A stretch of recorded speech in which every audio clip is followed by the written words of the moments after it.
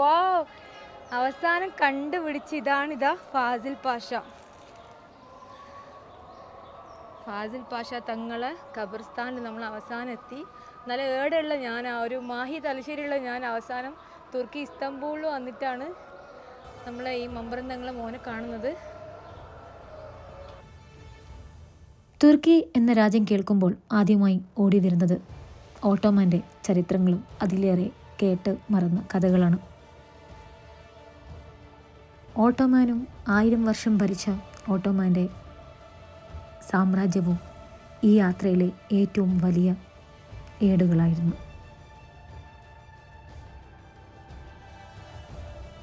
ഓട്ടോമൻ്റെ ഭരണാധികാരികൾക്ക് ഇസ്ലാമിക ചരിത്രത്തിൽ വലിയ പങ്കുണ്ട്. നബിക്ക് ശേഷം കഅബയുടെ ചുമതല സഹാബികൾക്കും ഉമയ്യകൾക്കും അബ്ബാസികൾക്കുമായിരുന്നു.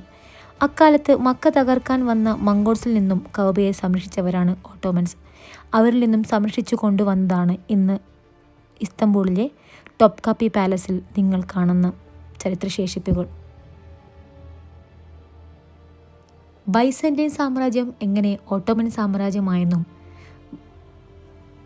കോൺസ്റ്റാന്റിനോപ്പിൾ എങ്ങനെ ഇസ്താംബൂൾ ആയെന്നും അറിയണ്ടേ? കാണാം.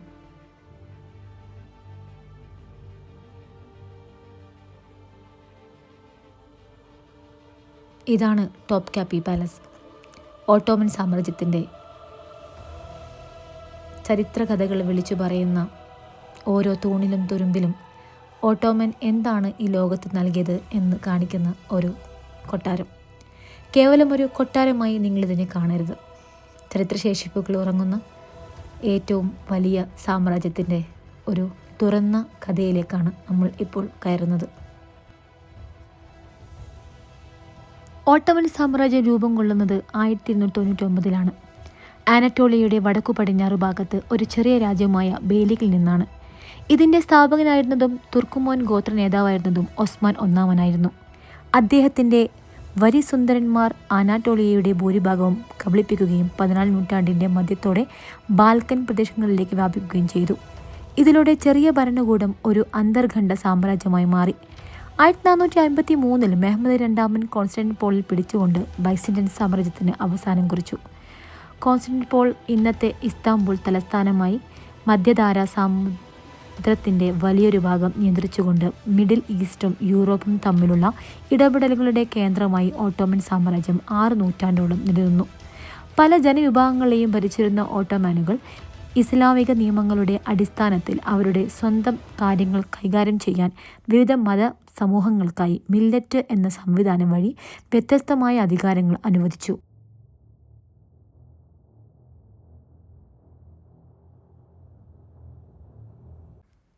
സലീം ഒന്നാമനും സുലൈമാൻ മഹാനുമുള്ള കാലത്ത് ഓട്ടോമൻ സാമ്രാജ്യം ആഗോള ശക്തിയായി മാറി. നേരത്തെ സുലൈമാനിന് ശേഷം സാമ്രാജ്യം തീവ്രമായ തകർച്ച അനുഭവിച്ചുവെന്ന് കരുതിയിരുന്നെങ്കിലും ഇപ്പോഴത്തെ ചരിത്ര ഗവേഷകർ 18ാം നൂറ്റാണ്ടിൻ്റെ വലിയൊരു ഭാഗം ഓട്ടോമാനുകൾ ശക്തമായ സാമ്പത്തിക, സാമൂഹിക, സൈനിക സംവിധാനങ്ങൾ നിലനിർത്തിയെന്നു പറയുന്നു. എന്നാൽ പിന്നീട് സമരപരാജയങ്ങൾ അനുഭവപ്പെടുകയും ദേശീയത്വത്തിൽ നിന്ന് ഉയർന്ന പോക്കിൻ്റെ ഭാഗമായുള്ള പ്രസ്ഥാനങ്ങൾ കാരണം ബാൽക്കാനിൽ പുതിയ രാജ്യങ്ങൾ രൂപം കൊള്ളുകയും ചെയ്തു. 19ാം നൂറ്റാണ്ടിൽ നടന്ന ടാൻസിമത്ത് പുനഃസംഘടനാ പണികൾ കൊണ്ട് ഓട്ടോമൻ സംസ്ഥാനം അധികം ശക്തിയുള്ളതും മനസ്സിലാക്കാവുന്നതുമായ രീതിയിൽ വിഭജിക്കപ്പെട്ടതുമായ ഭരണ സംവിധാനമായി മാറി. 1876 വിപ്ലവത്തിൽ ഭരണകൂടം ഭരണഘടന രാജതന്ത്രം സജീവമാക്കിയെങ്കിലും ഗ്രേറ്റ് ഈസ്റ്റേൺ ക്രൈസിസിന് പിന്നാലെ അബ്ദുൽ ഹമീദ് രണ്ടാമൻ്റെ കീഴിൽ തീവ്ര രാജതന്ത്രത്തിൽ തിരിച്ചുപോയി.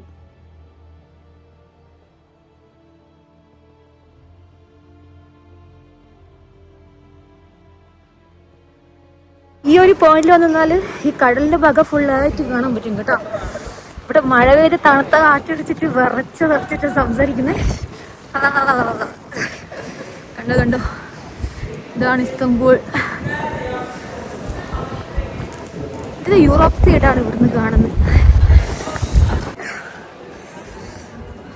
ഓട്ടോമാറ്റിക് കളക്ഷൻ തീർന്നിട്ടില്ല മക്കളെ. ഇത് കുറേ സാധനങ്ങൾ, ഇത് അവരെ കുറേ ജ്വല്ലേഴ്സ്, ഇത് ആഭരണങ്ങൾ, എല്ലാം കല്ലും മുത്തും കൊണ്ടുള്ള കളിയാണ്. നോക്കിട്ടെ, ഇതവരെ സിംഹാസനം. ശരിക്കും ഇന്ത്യയിൽ നിന്ന് നമുക്കൊന്നും വലിയ കാര്യമില്ല, കാരണം ഇതിനേക്കാളും വലിയ മുഗളന്മാരുടെ ചരിത്രങ്ങൾ നമ്മൾ കണ്ടതാണ്. പക്ഷേ ഇവിടുത്തെ ആളുകൾക്ക് എന്തൊരു സംഭവമാണ്.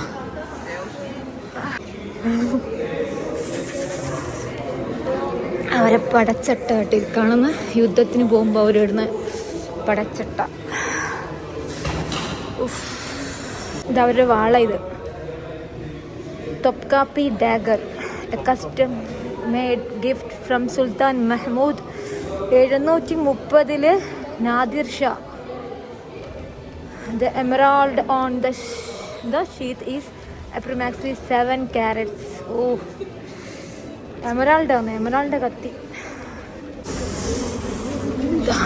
ഇവരെ ഇത് കുറേ സ്വർണത്തിന് ഗോൾഡ്.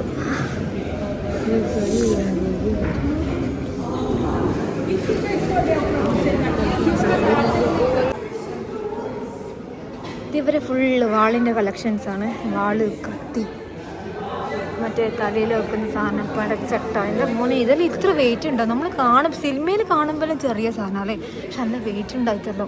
വില തോക്ക്. ഇതെല്ലാം കത്തീൻ്റെ കവർ ചെയ്ത് കത്തി ഇട്ട് വെക്കുന്നത്. അതിന് വരെ മുത്ത് കൊടുത്തിന്. കുഞ്ഞു തോക്കുകൾ വേണ്ട.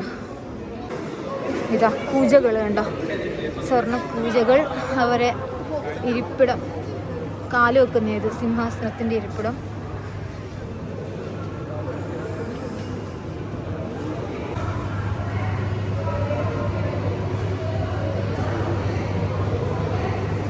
ഇനി ഇത് ഹൈലൈറ്റ് സാധനം, രാജാക്കന്മാരെ കാതിലെയും മാലയിലും കണ്ട സാധനം. വലിയ മാലക്ക് ഇതാ അവർ ചായ കുടിക്കുന്ന പാത്രങ്ങൾ, ചായൻ്റെ സംഭവങ്ങളെല്ലാം ഉണ്ട്. ഫുള്ള് മുത്തുകൾ കൊണ്ടുള്ള കളിയാണ് ഇവരെ. ഓട്ടോമൻ്റെ കൊട്ടാരങ്ങൾ ഏറ്റവും അധികം സാമ്യം തോന്നിക്കുന്നത് ഇന്ത്യയിലെ താജ്മഹലും അങ്ങനെ മുഗളന്മാരുടെ നിർമ്മിതിയുമാണ്. ഓൾ ഇന്ത്യ യാത്രയിൽ ഞാൻ കണ്ട നമ്മുടെ ഇന്ത്യയുടെ പല സാമൂഹിക സാംസ്കാരിക കാര്യങ്ങളും നമുക്ക് ഇവിടെയും കാണാം.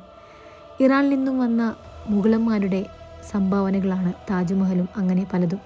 ചിലത് താജ്മഹലിനെ പോലെയും ചിലത് ഫത്തേപൂർ സിക്രിയെ പോലെയും തോന്നിപ്പിച്ചു. ഓട്ടോമാൻ്റെ ഫുള്ളും അവരെ വേറെ തന്നെ, രാജാക്കന്മാർ മുഴുവൻ അടക്കിയത് വേറെ തന്നെ ഒരു സ്ഥലത്താണ്.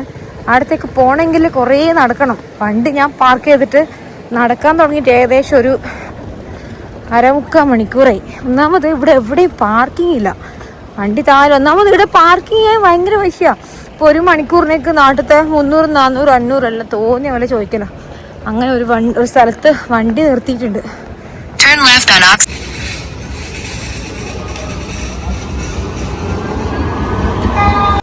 ഞാനിപ്പോൾ ഉള്ളത് ഇസ്തംബൂൾ, തുർക്കിയിലെ ഇസ്തംബൂളിലാണ്. ഇത് നിങ്ങളൊരു പ്രത്യേക തരത്തിലുള്ള ഖബർസ്ഥാനാണ്. ഇതാണ് ലോകത്യാകെ കിടിലം കൊള്ളിച്ച, അതായത് യൂറോപ്പിനെയും അതുപോലെ തന്നെ ഏഷ്യയെയും കിടിലം കൊള്ളിച്ച ഓട്ടോമാൻ്റെ പരമ്പരയിൽപ്പെട്ട രാജാക്കന്മാരെ കബറടക്കിയ സ്ഥലമാണ് ഇത്. ഈ ഖബർസ്ഥാനിൽ പ്രത്യേകത ഉണ്ട്. നിങ്ങൾ കാണുന്ന എല്ലാ ഖബറുകളും ഇതുപോലെ സ്തൂപങ്ങൾ കൊണ്ട്, ഇതുപോലെ ഇത്രയും തൂണുകൾ കൊണ്ടാണ് അലങ്കരിച്ചിട്ടുള്ളത്. അവർ ഖബറ് കല്ലുകൊണ്ട് കെട്ടിപ്പൊക്കിയിട്ടുണ്ട്. അതായത് അവരുടെ രാജപ്രൗഢിയാണ് ഈ കാണുന്ന സംഭവം നിങ്ങൾ കാണാൻ പോകുന്നത്. പിന്നെ ഇവിടെ വേറൊരു പ്രത്യേകത ഉണ്ട്. നമ്മളെ മമ്പറം തങ്ങളുടെ മകന് ഇവിടെയാണ് കബറടക്കിയിട്ടുള്ളത്. അതായത് ലോകത്ത് തന്നെ ആദ്യമായിട്ടായിരിക്കും ഒരു ഇന്ത്യക്കാരൻ അല്ലെങ്കിൽ ഒരു മലയാളിക്ക് വേറൊരു രാജ്യത്തെ രാജാക്കന്മാരുടെ കൂടെ ഖബറിൽ കിടക്കാനുള്ള ഒരു വലിയൊരു ഭാഗ്യം കിട്ടിയിട്ടുള്ളത്. അപ്പം ഫാസിൽ പൂക്കോയ തങ്ങളെ ഖബർ ഇതിൻ്റെ ഉള്ളിലുണ്ട്, അത് നമുക്ക് കണ്ടുപിടിക്കാനുണ്ട്. അപ്പോൾ ഞാൻ ശരിക്കും പറഞ്ഞ് നെട്ടിയത് ഈ ഒരു ഖബർ കണ്ടപ്പോഴാണ്. നമ്മൾ പലതരത്തിലുള്ള ഖബറുകൾ കണ്ടിട്ടുണ്ട്, പക്ഷേ ഒരു രാജാക്കന്മാരുടെ ഖബർ ആദ്യമായിട്ടാണ് കാണുന്നത്. എത്ര വലിയ രാജാവായാലും 6 അടി മണ്ണിലാണ് അവസാനം എത്തിപ്പെടുക. പക്ഷെ എന്നാലും ഈ ഓട്ടോമാൻ്റെ ഖബറുകൾ അവർ വെച്ചിട്ടുള്ളത് ഈ പറയുന്ന പോലെ ഇതുപോലെ തൂണുകൾ വെച്ചിട്ടാണ്. ഞാൻ ആദ്യമായിട്ടാണ്, നമ്മൾ താജ്മഹലിൽ പോയ സമയത്ത് മുംതാസിൻ്റെയും ഷാജഹാൻ്റെ എല്ലാം മാർബിൾ കൊണ്ട് പരന്നിട്ടാണ് കണ്ടത്. പക്ഷേങ്കിൽ ഇവർ ഈ ഒരു ഓട്ടോമാൻ്റെ ഈ ഒരു ആളുകൾ മുഴുവനും വെച്ചിട്ടുള്ളത് വേറെ രീതിയിലാണ്. ഇതാണ് ഓട്ടോമൻ സാമ്രാജ്യത്തിൽ കിടിലം കൊള്ളിച്ച എല്ലാ ഓട്ടോമന്മാരെയും ഖബറടക്കിയ സ്ഥലം. ഇവരെ ഖബറടക്കൽ പ്രത്യേക രീതിയാണ്. ഷിയാക്കളത് നമ്മൾ കുറച്ചും കൂടി വലിങ്ങനെ കണ്ടിട്ടുണ്ടെങ്കിൽ ഇവർ ഇതുപോലെ ഓരോ തൂണുകൾ വെച്ചിട്ടാണ് ഇവർ ഖബറുകൾ വെച്ചിട്ടുള്ളത്. ഖബറിൻ്റെ മുകളിൽ മാർബിളാണ്. മാർബിളും അതുപോലെ തന്നെ സിമെൻറ്റും കൂടി മിക്സ് ചെയ്തിട്ട് ഇതിൻ്റെ മുകളിൽ 2 തൂണുകൾ, എല്ലാ കബറിൻ്റെയും മുകളിൽ അങ്ങനെ തൂണുകൾ കൊടുത്തിട്ടുണ്ട്. ഇത് രാജകീയ പ്രൗഢിയാണ് കാണിക്കുന്നത്. അപ്പോൾ ഓട്ടോമൻ്റെ ഖബറുകൾ ഇങ്ങനെയാണ്. ഓട്ടോമൻ ഭരണാധികാരികൾ, അതായത് 1308 മരിച്ച ആളുണ്ട് അബ്ദുള്ള പാഷ. ഇവരെല്ലാവർക്കും സർനെയിം പാഷ എന്നാണ്. പിന്നെ ഗർഫേത്തി ഉസ്ത 1308 ഇവരത്. പിന്നെ ഇത് 1306 ഇബ്രാഹിം പാഷ. ഇത് എനിക്ക് തോന്നുന്നത് ഭരിച്ച ഒരാളായത് കൊണ്ടായിരിക്കും. ഇവരെ ഖബർ കുറച്ച് പ്രത്യേകതയാണ്. ഇതിൻ്റെ മുകളിൽ വേർത്തന രീതിയിൽ ഖുർആനെല്ലാം എഴുതി കൊടുത്തിട്ട് അതൊരു സിമെൻറ്റിൽ കല്ലിൽ കൊത്തി വെച്ചിട്ടുള്ളത്. അതുപോലെ തന്നെ ഇപ്പുറത്ത് നോക്കിയാൽ ഈ ഒരു ഖബറും അങ്ങത്തിനെ കാണാൻ പറ്റുക. അഹമ്മദ് മസഹർ പാഷ, എല്ലാത്തിലും പാഷ എന്നുള്ള പേര് കൊടുത്തിട്ടുണ്ട്.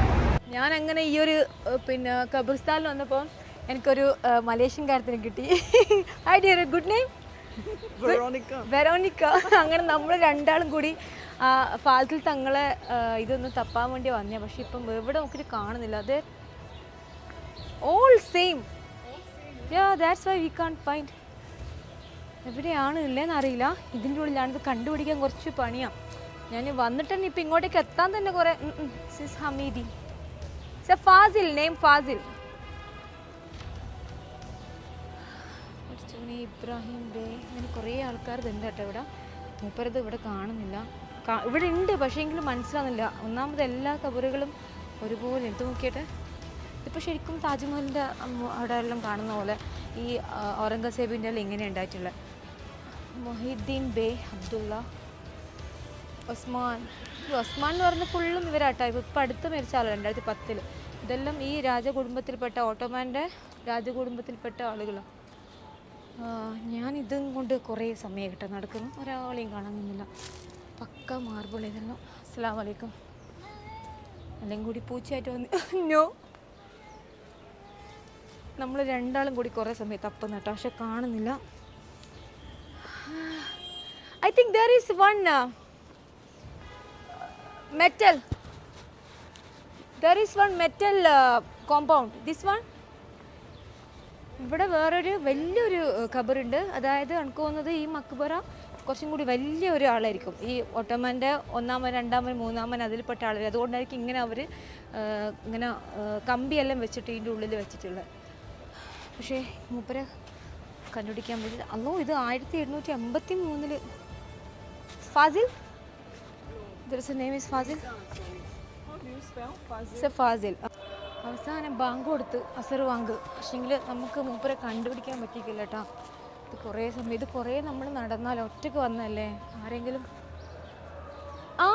യെസ്, വാവ്, അവസാനം കണ്ടുപിടിച്ച്. ഇതാണിതാ ഫാസിൽ പാഷ. ഫാസിൽ പാഷ തങ്ങളെ ഖബർസ്ഥാനിൽ നമ്മൾ അവസാനം എത്തി. നല്ല ഏടെയുള്ള ഞാൻ, ഒരു മാഹി തലശ്ശേരിയുള്ള ഞാൻ അവസാനം തുർക്കി ഇസ്താംബൂളിൽ വന്നിട്ടാണ് നമ്മളെ ഈ മമ്പറം തങ്ങളെ മോനെ കാണുന്നത്.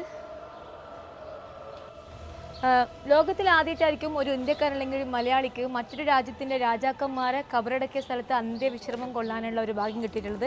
ഇതാണ് സയ്യിദ് പൂക്കോയ തങ്ങൾ, മമ്പറം തങ്ങളെ മകനാണ്. 1901 മൂപ്പര് മരണപ്പെടുന്നത്. പണ്ട് ബ്രിട്ടീഷുകാരുമായിട്ടുള്ള യുദ്ധ സമയത്ത് ഇങ്ങോട്ടേക്ക് നാട് കടത്തപ്പെട്ട ആളാണ്. ആദ്യം അവർ മക്കയിൽ പോയി, പിന്നീട് മക്കയിൽ നിന്നാണ് ഇങ്ങോട്ടേക്ക് ഇസ്താംബൂളിലേക്ക് വന്നത്. അപ്പോൾ ഇവിടുത്തെ ഓട്ടോമൻ രാജാക്കന്മാർ അവർക്ക് നല്ലൊരു പദവി കൊടുത്ത് അവരെ ഈ ഒരു തുർക്കിയിലെ രാജ്യത്ത് ആക്കിയെന്നാണ് ചരിത്രം. അപ്പോൾ സയ്യിദ് ഫാസിൽ പാഷ എന്നാണ് മൂപ്പരെ പേര്. അപ്പോൾ 900 ഹിജ്റ വർഷം 1318 ഇവിടെ കൊടുത്തിട്ടുള്ളത്. 901 മൂപ്പര് മരണപ്പെടുന്നത്. അപ്പോൾ ഈ മയ്യത്ത് അല്ലെങ്കിൽ ഈ ഒരു ഖബർ കണ്ടുപിടിക്കാൻ കുറേ കഷ്ടപ്പെട്ട്. കാരണം ഇതിൻ്റെ ഉള്ളിൽ മുഴുവൻ നിങ്ങൾ എവിടെ നോക്കിയാലും കാണാം, ഫുള്ളും ഈ രാജാക്കന്മാർ മാത്രം ഖബറടക്കിയ സ്ഥലത്താണ്. ഇത്രയും വലിയ രാജകീയ പ്രൗഢിയോടുകൂടി ഒരു മലയാളി അല്ലെങ്കിൽ ഒരു ഇന്ത്യക്കാരന് ഈ ഒരു ഖബർസ്ഥാനിൽ നിൽക്കുന്നത് നിങ്ങൾ നോക്കിയാൽ മതി. നിങ്ങൾ എങ്ങനെ നോക്കിയാലും ഈ ഒരു രാജാക്കന്മാരുടെ ഖബറടക്കിയത് ഫുള്ളും സ്തൂപങ്ങൾ വെച്ചിട്ടാണ്. ഇതുപോലെ കരിങ്കല്ല് കൊണ്ടും കല്ലുകൊണ്ടുമാണ് ഇവർ മയ്യത്ത് അടക്കിയിട്ടുള്ളത്. എല്ലാ മക്ബറയും ഒരു എന്താ പറയണ്ടേ, പ്രൗഢിയോടുകൂടി. അതായത് ഓട്ടോമൻ എന്താണ് ലോകത്തിന് കാഴ്ചവെച്ചത് അത്രക്കും രാജകീയപരമായിട്ടാണ് ഇവിടെ കാണുന്ന എല്ലാ ഖബറുകളും ഇവർ ഖബറടക്കിയിട്ടുള്ളത്. അപ്പോൾ ഒരു മലയാളിയാതെ ഞാൻ അഭിമാനിക്കുന്നു. ഇങ്ങനത്തെ ഇത് തുർക്കിയിൽ വന്ന സമയത്ത് കുറേ ആൾക്കാർ എനിക്ക് മെസ്സേജ് ഇട്ടിട്ടുണ്ട്, ഇങ്ങനൊരു സ്ഥലമുണ്ട് നിങ്ങൾക്ക് പോയിട്ട് കാണാൻ പറ്റും എന്നുള്ളത്. അപ്പോൾ കുറേ കഷ്ടപ്പെട്ട് ഞാൻ എൻ്റെ വണ്ടി താഴെ വെച്ചിട്ട് ഏകദേശം 4 കിലോമീറ്റർ നടന്നിട്ടാണ് ഈ ഒരു സ്ഥലത്ത് എത്തിയിട്ടുള്ളത്. കാരണം പെട്ടെന്നൊന്നും ഇത് കണ്ടുപിടിക്കാൻ പറ്റില്ല. ഇതിങ്ങനെ ആർക്ക് വേണമെങ്കിലും വന്നിട്ട് സന്ദർശിക്കാം. അതായത് എത്ര വലിയ രോഗം കീഴടക്കിയ ഒരു രാജാവാണെങ്കിൽ അവസാനം ആരുടെ മണ്ണിലാണ് അവസാനിക്കുന്നതെന്നുള്ള ഒരു എന്താ പറയണ്ടേ, നമുക്കൊരു സന്ദേശം കൂടിയാണ് ഈ കാണുന്ന ഖബറുകൾ. ഓട്ടോമൻ ഭരണാധികാരികളെയും സാമ്രാജ്യത്തെക്കുറിച്ച് പറയുമ്പോൾ എടുത്തു പറയേണ്ട മറ്റൊരു പേരാണ് ഒരു മലയാളി. മമ്പുറം തങ്ങളുടെ മകനായ സയ്യിദ് ഫാസിൽ പാഷ അല്ലെങ്കിൽ പൂക്കോയത്തങ്ങൾ. എങ്ങനെയാണ് ഫാസിൽ പാഷ പൂക്കോയത്തങ്ങൾ ഇവിടെ ഇസ്തംബൂളിൻ്റെ മണ്ണിലിറങ്ങിയത്? അതിൻ്റെ കഥകൾ കേൾക്കാം.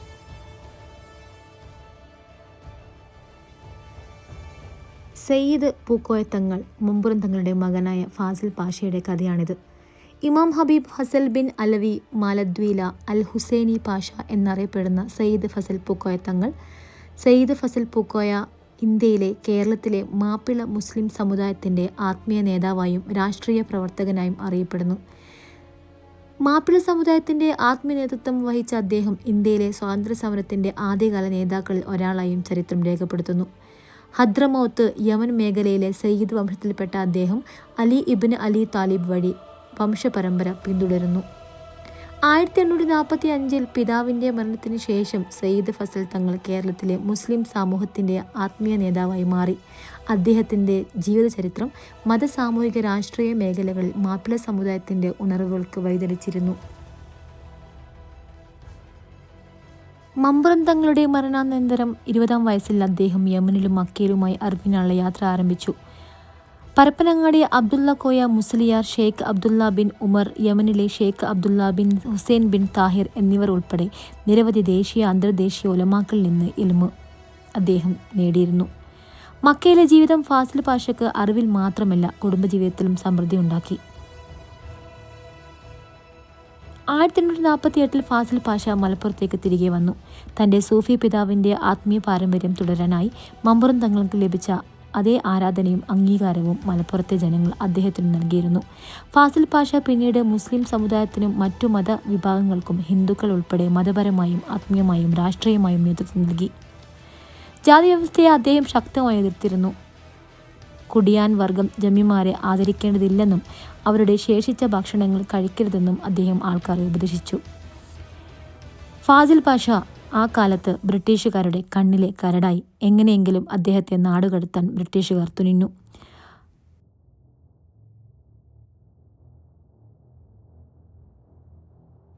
മലബാർ മേഖലകൾ ബ്രിട്ടീഷുകാരുടെ ക്രൂരതകൾക്ക് പാത്രമായിക്കൊണ്ടിരിക്കുന്ന കാലമായിരുന്നു അത്. ആയിടയ്ക്കുണ്ടായ മാപ്പിള കലാപത്തിൽ ആയിരക്കണക്കിന് സ്വാതന്ത്ര്യ സമര സേനാനികൾ കൊല്ലപ്പെട്ടപ്പോൾ ഫാസിൽ പാഷ തൻ്റെ നാട്ടുകാരുടെ ജീവനു വേണ്ടി സ്വമേധയാ മലബാർ വിട്ടു. സൗദിയിലേക്കും പിന്നീട് ഓട്ടോമൻ്റെ ഇസ്തംബൂളിലേക്കും വരികയും അവർ നല്ലൊരു പണ്ഡിത പദവി നൽകി ആദരിക്കുകയും ചെയ്തു. തുർക്കി ഭരണത്തിൽ ഇന്നത്തെ ഒമാനിലെ സോഹാറിൽ ഗവർണറാക്കിയതിനു ശേഷമാണ് തുർക്കിയിലേക്ക് പോയത്. ഹിജാസ് റെയിൽവേ നടപ്പാക്കാനും അദ്ദേഹം മുൻകൈയെടുത്തിരുന്നു. ദമസ്കസിൽ നിന്നും മദീന വരെ നീളുന്ന ഹിജാസ് റെയിൽവേ അന്നത്തെ അത്ഭുതമായിരുന്നു. യൂറോപ്പിലുള്ളവർ ഇസ്തംബൂളിൽ വരികയും അവിടെ നിന്നും ദമസ്കസിലെത്തി നേരെ മദീനയിൽ എത്തിച്ചേരുന്ന റെയിൽവേ അതുവഴിയാണ് ഹജ്ജിന് വന്നിരുന്നത്. ഈ റെയിൽവേയുടെ മുഖ്യ സൂത്രധാരൻ ഫാസിൽ പാഷയായിരുന്നു. അക്കാലത്തെ ഹിജാസി റെയിൽവേയിലൂടെ യൂറോപ്പിൻ്റെയും ഏഷ്യയുടെയും കച്ചവട സാധ്യതകൾ വലിയ രീതിയിൽ വളർന്നു. ബ്രിട്ടീഷുകാരോട് പോരാടിയ ഇന്ത്യക്കാരുള്ള നാടായിരുന്നു നമ്മുടേത്. എന്നാൽ ഒരു മലയാളി സ്വന്തം കേരളത്തിൽ ജനിക്കുകയും അവിടെ നിന്ന് മരണപ്പെടാൻ കഴിയാതെ ബ്രിട്ടീഷുകാർ തന്നെ നാടുകടത്തപ്പെട്ട മാപ്പിള കലാപത്തിലെ അല്ലെങ്കിൽ ബ്രിട്ടീഷുകാരുടെ ഏറ്റവും വലിയ ക്രൂരതയുടെ ഒരു സാക്ഷിയായിരുന്നു ഫാസിൽ പാഷ.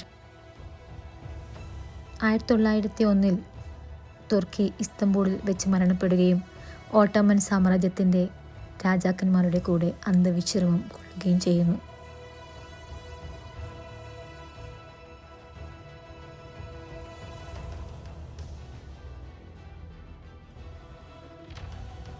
ഫാസിൽ പാഷയുടെ ചരിത്രം പറയുമ്പോൾ വീണ്ടും ഒരു ചരിത്രം കൂടി പറയാനുണ്ട്. ഫത്തേ മുഹമ്മദ് രണ്ടാമൻ ആരാണ് ഫത്തേ മുഹമ്മദ് രണ്ടാമൻ? സുൽത്താൻ മുഹമ്മദിൻ്റെ ചരിത്രം ഇവിടെ തുടങ്ങുന്നു. ലോകചരിത്രത്തിൽ ഏഷ്യ, യൂറോപ്പ്, ആഫ്രിക്ക തുടങ്ങി 3 ഭൂഖണ്ഡങ്ങളെ അടക്കിവാണ് 1200 രൂപം കൊണ്ട ദ ഗ്രേറ്റ് ഓട്ടോമൻ കിങ്ഡം. ഇത് ഫാത്തിഹ് സുൽത്താൻ മെഹമ്മദിൻ്റെ ചരിത്രമാണ്. 1432 മാർച്ച് 30 തുർക്കിയിലെ എദിർനയിൽ ജനിച്ച 21-കാരനായ ഫാത്തിഹ് ബൈസന്റൈൻ സാമ്രാജ്യമായ കോൺസ്റ്റാന്റിനോപ്പിൾ കീഴടക്കിയ ചരിത്രം. 1453 മെയ് മാസം 55 ദിവസം നീണ്ടുനിന്ന യുദ്ധത്തിന് ശേഷമാണ് നഗരം കീഴടക്കിയത്. അതിനുശേഷം മെഹമ്മദ് രണ്ടാമൻ കോൺസ്റ്റാന്റിനോപ്പിൾ എന്ന പേര് മാറ്റി ഇസ്തംബൂൾ എന്ന പേരിലേക്ക് മാറ്റി. പുതിയ ഓട്ടോമൻ ആസ്ഥാനവും അവിടത്തേക്കാണ് മാറ്റിയിരുന്നത്. ക്രിസ്തുവർഷം 27 മുതൽ ആരംഭിച്ച റോമൻ സാമ്രാജ്യം ബൈസന്റൈന് ശേഷം ഇതോടെ അവസാനിച്ചു. ലോകം കണ്ട ഏറ്റവും ശക്തരായ സാമ്രാജ്യമായിരുന്നു 1000 വർഷം 3 ഭൂഖണ്ഡങ്ങൾ കീഴടക്കിയ ഓട്ടോമൻസിൻ്റേത്.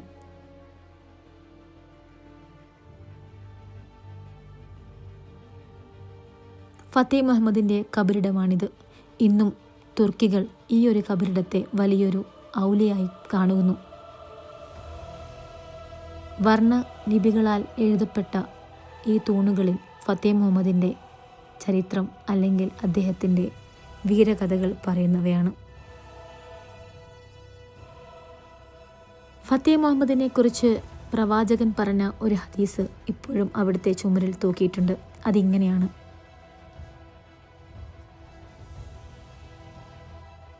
നിങ്ങൾക്ക് ഉറപ്പായും കോൺസ്റ്റാന്റിനോപ്പിൾ കീഴടക്കാനാകും. അതിൻ്റെ സൈന്യാധിപതിയെപ്പോലെ മഹത്തായവൻ ആരും കാണില്ല. അതിൻ്റെ സൈന്യത്തെപ്പോലെ മഹത്തായ സൈന്യം മറ്റൊന്നുമില്ല. ഇന്ന് തുർക്കിയിലെ ഇസ്തംബൂളിലും മറ്റും കാണുന്ന ചരിത്രശേഷിപ്പുകൾ ഓട്ടോമൻ്റെ സംഭാവനകളാണ്. ഹഗിയ സോഫിയ പിടിച്ചടക്കിയപ്പോൾ അതുപോലെ തന്നെ ഒരു പള്ളി വേണമെന്ന് നിർമ്മിച്ചതാണ് ഇന്ന് കാണുന്ന ബ്ലൂ മോസ്ക്.